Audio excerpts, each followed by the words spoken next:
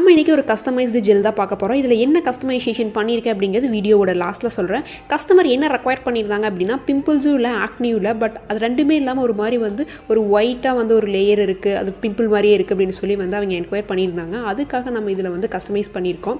Cucumber எக்ஸ்ட்ராக்டும் ஒரு சில essential ஆயில்ஸும் add பண்ணியிருக்கோம். அது என்னென்ன பண்ணும் அப்படின்னா, நம்ம ஸ்கின்னை ஹைட்ரேட்டாக வச்சுருக்கோம். அதுவும் இந்த வின்டர் சீசனுக்கு ட்ரை ஆகாமல் ஹைட்ரேட்டாக வச்சுருக்கனால விங்கிள்ஸ் வரது ரெடியூஸ் ஆகும். விங்கிள்ஸ் வரது ரெடியூஸ் ஆச்சு அப்படின்னாலே உங்களோட ஏஜிங் எஃபெக்ட் கம்மியான மாதிரி இருக்கும். அது மட்டும் இல்லை, பிம்பிள்ஸு, பிளாக் ஸ்பாட்ஸு, ஆக்னி ஸ்பாட்ஸ், இதோட தழும்பு, இது எல்லாமே உங்களுக்கு சூப்பராக கிளியர் பண்ணி கொடுக்கும்.